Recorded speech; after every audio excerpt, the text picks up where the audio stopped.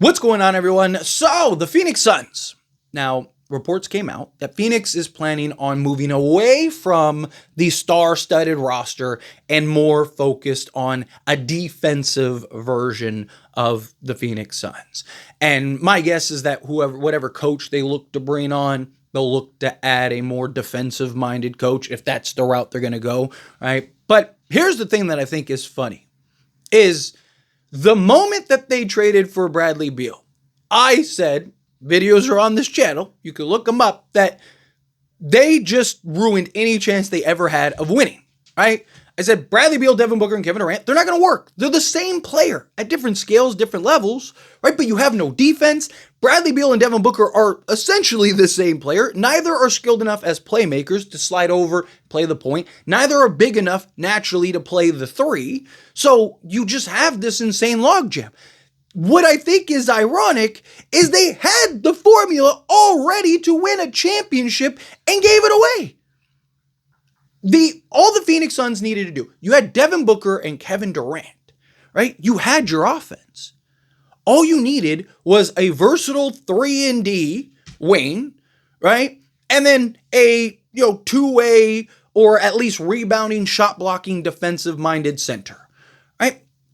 So, for example, Nick Richards, perfect sense, right? Rebound, doesn't need the ball, can just, get putbacks, be a lob threat, block shots, right? Nick Richards made sense.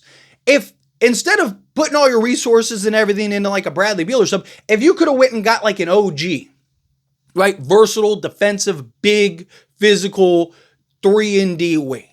So then you could have had him slotted at the 4, KD at the 3. You could have had a Nick Richards, or Daniel Gafford would have been even better, right?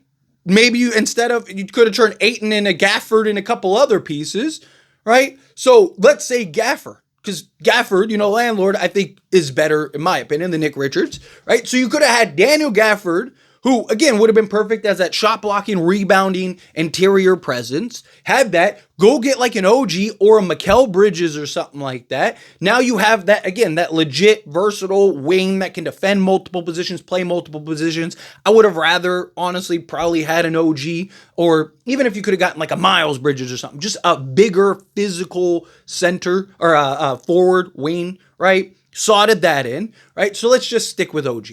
So if you would have had OG, Daniel Gafford, Kevin Durant, and Devin Booker, and then, want to get off Chris Paul, fine. If you could have turned Chris Paul into an initiating 3-and-D point guard, you're probably the best team in the league, if not one of the best teams in the league. Even somebody like a Gabe Vincent would have made a ton of sense, right? Just a point of attack, or, maybe not Dennis Schroeder. I was thinking like a Dennis Schroeder, but Dennis Schroeder is probably best with the ball in his hands, where Gabe Vincent's a guy that can, bring the ball up, initiate, get the ball to Devin Booker, get the ball to Kevin Durant, let them do their thing, and then he can play off ball and then also be that point of attack defensive piece.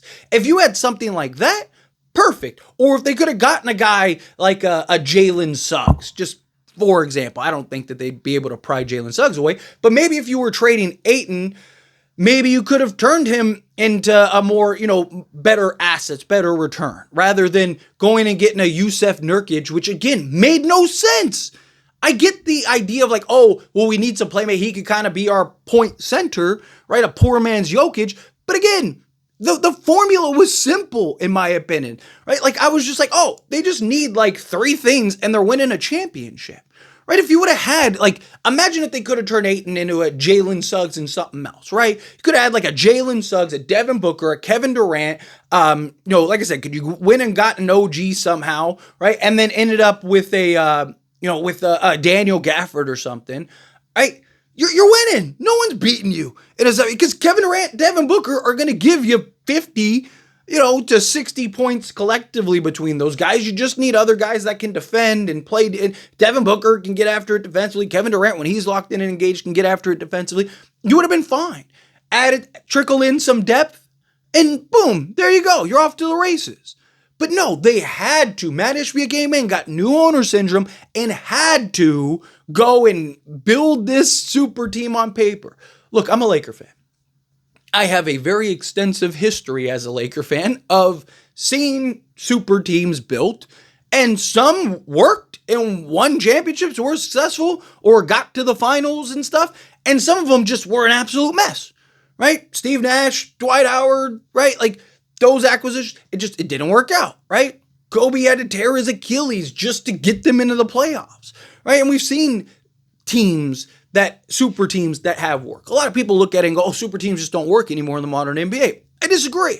They absolutely can work, but the pieces have to make sense. You can't just throw a bunch of names on the back of the jerseys. Again, as a Laker fan, we've had plenty of teams that were just names on the back of the jersey. Westbrook, LeBron, and Anthony Davis. Just did it work? Did it make sense? Everyone kind of knew, but it was like, hey, maybe they'll figure something out, right? And it just never were able to. It's not as simple as just, hey, here's 3 stars, right? The pieces have to fit. Look at the Boston Celtics. Ray Allen, Kevin Garnett, Paul Pierce. All 3 guys had different skill sets. All 3 guys could play different positions. All 3 guys did different things on the basketball court. LeBron, Wade, and Bosh. Same thing. All 3 guys played different positions. All 3 guys had different skill sets. All 3 guys played different roles. Right? Go down the line throughout history. Look at all, even like the Warriors, right? Draymond, right? Clay, Steph, and KD. KD, Steph, and Clay are arguably as scary off ball as they are on ball, especially in the case of Clay, right? Like, and all those guys outside of Steph could play. KD could play defense in his prime. Clay was one of the premier 3-and-D guys in his prime, right? And then Draymond Green was one of the best defenders, arguably ever at the time, right? Like, so again, you had pieces that fit, that knew their roles, that made sense, that were unselfish, right? It worked. Right? But then you look at Phoenix and it's like, how is that supposed to work? Bradley Beal, Devin Booker, Kevin. Great example is the Lakers right now, right? There was a lot of questions about LeBron, Luka, and Austin Reeves. Can those 3 work? Because those 3 all need the ball in their hands, or they're all best with the ball in their hands, right? But what did LeBron do? He became more of an off-ball guy, adjusted and adapted to the role. Austin Reeves, he can still catch and shoot and do stuff, but all 3 guys are excellent playmakers. Right? So they can still do other things. Like Bradley Beal is not an excellent playmaker.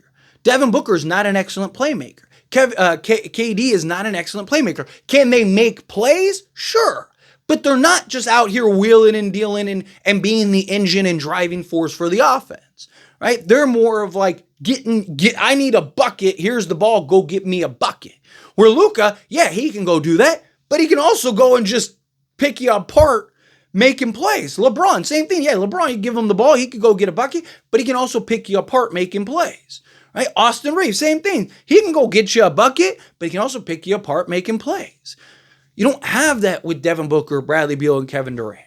Right? So you don't have those guys. And LeBron is bought in defensively, like all of those. There's so many factors that go into it. But it's going to be interesting to see. Anyway, as always, this is a discussion. Pass question on you. Let me know your thoughts and opinions down in the comments below. What do you think? Feel what your thoughts. Agree with me, disagree with me, kind of mixed in the middle. However you feel, whatever your thoughts are. Either way, I'd love to hear it. So let me know down in the comments below. That being said, if you haven't liked this video, hit that like button. Helps me out. So we enjoy these types of videos. Truly appreciate it. Not subscribe channel, hit that subscribe button. Turn on the bell notifications. Appreciate y'all. See you in the next one.